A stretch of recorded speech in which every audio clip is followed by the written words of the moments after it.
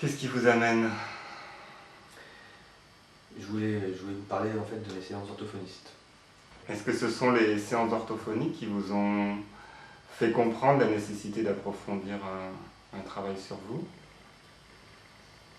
J'ai toujours voulu savoir, enfin j'ai voulu avoir des choses par l'action, voilà. Et l'orthophoniste, c'est ça qu'elle m'a permis de comprendre.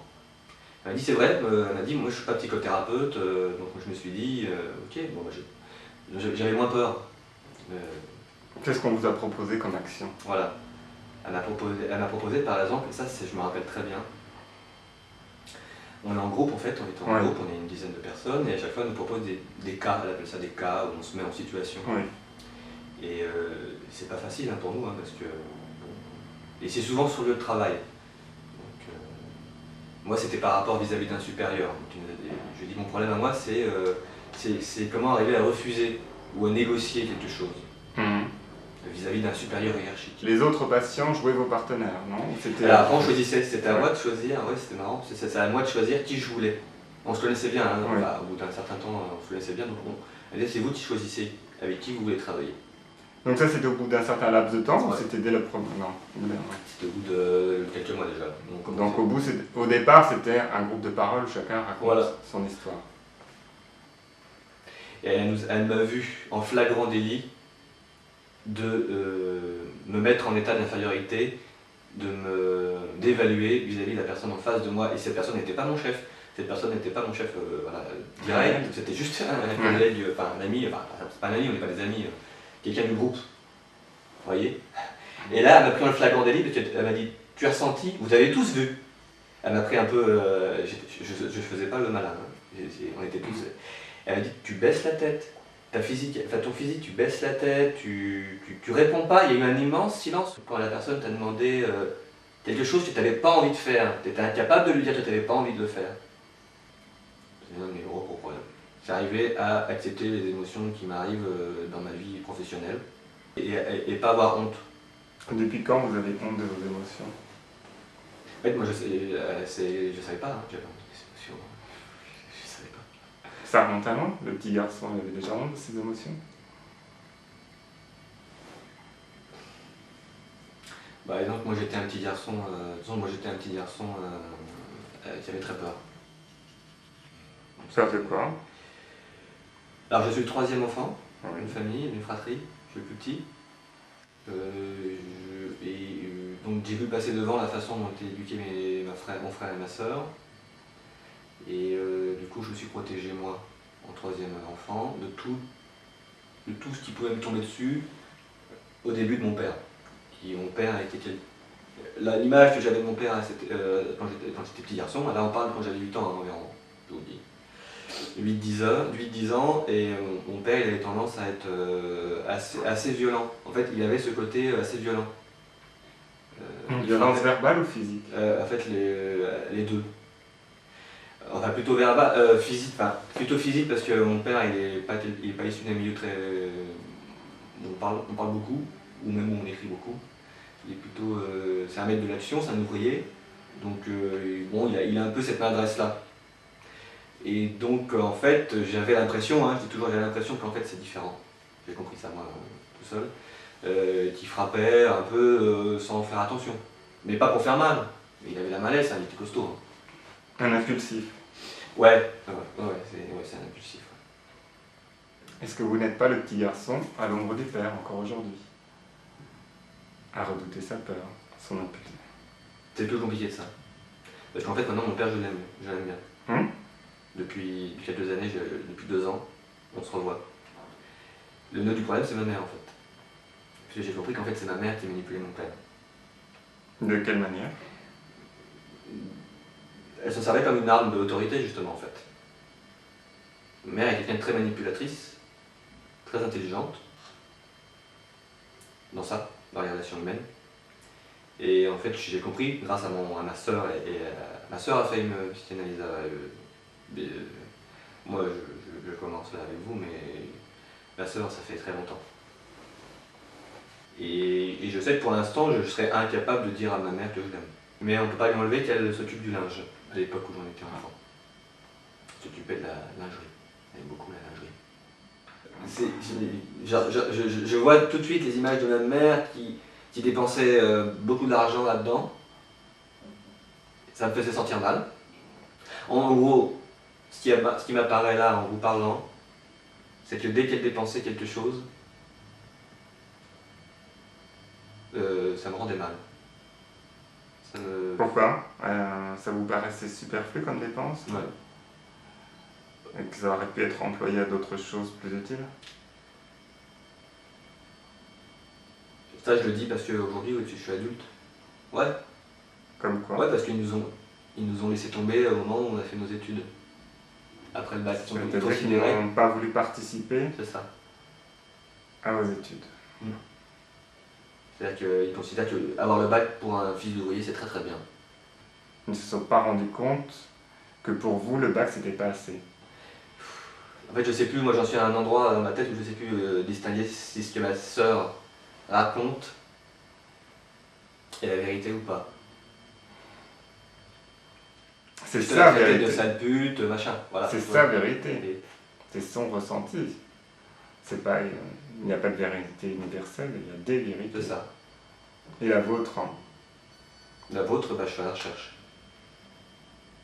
Est-ce que vous arrivez à être en contact avec votre vérité ou vous êtes tellement submergé par la vérité des autres que vous n'y arrivez pas? Est-ce que vous vous dépêchez de prendre la parole par peur d'être submergé par Pareil, il y a la un vérité? sentiment comme ça. Ça, on en a parlé aussi à orthophoniste. C'est classique, c'est même pour ça que les gens parlent vite. Peur de ne pas avoir la parole, le petit garçon il avait la parole, le petit dernier ou pas? Il avait mot à dire ou pas? Ouais, faut que je revienne de mes souvenirs. Ou il était le dernier à prendre la parole, voire pas du tout? Il ouvrait la bouche.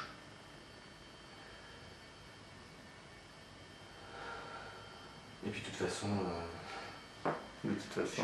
suis plus petit. Donc le plus petit n'a rien à dire. C'est pas qu'il a rien à dire, il fallait qu'il la place, sa parole, c'est un peu difficile. Quand tout le monde l'a déjà prise, quand tout le monde a déjà donné son point de vue, il reste plus beaucoup de place pour C'est ça. ça. Et puis de toute façon, je suis plus petit. Donc ça. Donc tu peux pas comprendre. Voilà, Ouais, non, mais tu racontes. voilà. Il n'est pas encore assez grand pour avoir un point de vue. Mais ça, je peux le comprendre, je veux pas de haine, là, contre pas. Je peux le comprendre. Je peux le comprendre. Ce que je peux comprendre moins, c'est que ma soeur, elle continue à être comme ça avec moi. Quand je passe le seuil de la porte de mes parents, c'est évidemment, c'est quasiment, je baisse la tête déjà, quoi. Mais je suis tellement quelque chose d'autre. Je suis tellement loin, on va dire, culturellement d'eux. Si loin. Si loin, et pourtant pas si loin. Parce que quelque part, je resterai toujours quand même le fils d'ouvrier. Chose qui me pèse. Chose qui me pèse énormément. En quoi vous le sentez dans votre quotidien? Parce que, encore une fois, je vous le dis, c'est le côté où je ne considère pas avoir le droit de mériter d'être autre chose que ce que la société me donne le droit d'être. Je me dis, quand on me regarde, la façon dont je bouge les mains, dont je suis, dont je parle, on se dit, fils d'ouvrier.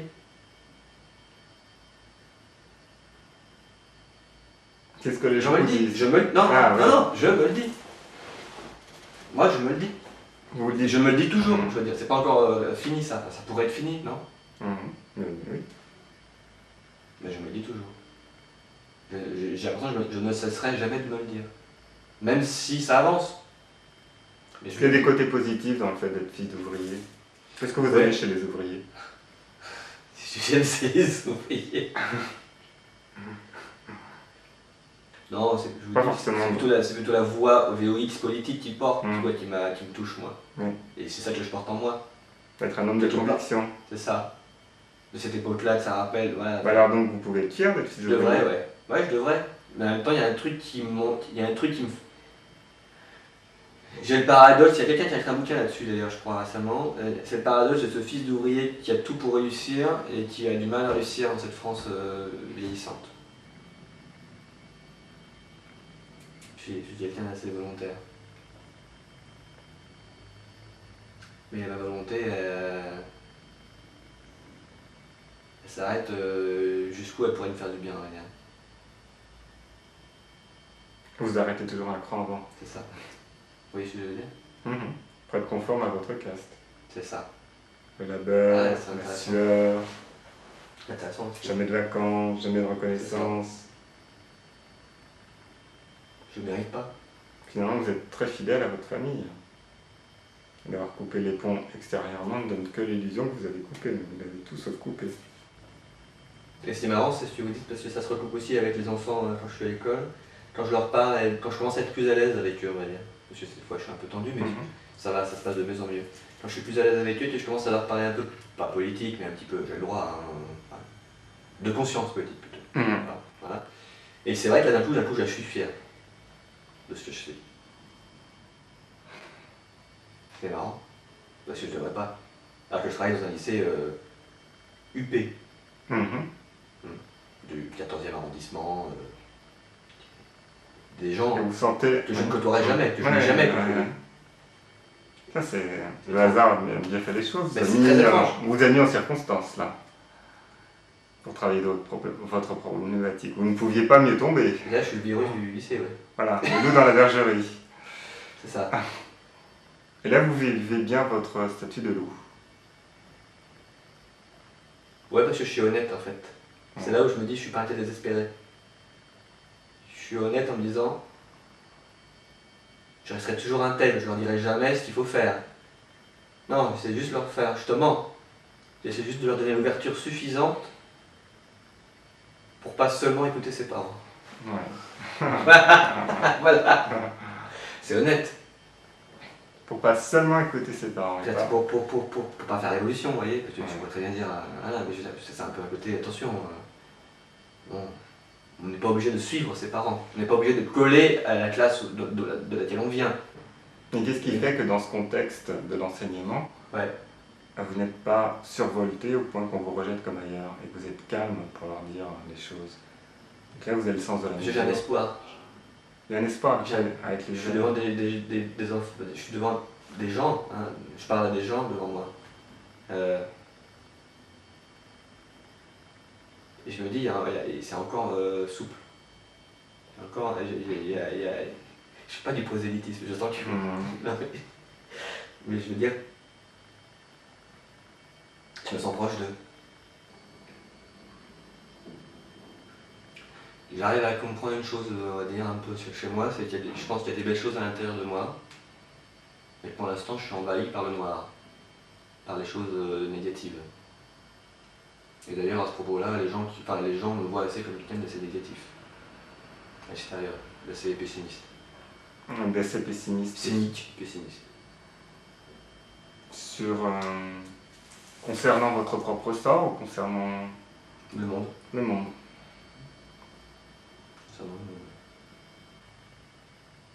Aujourd'hui, vous sentez seul au monde?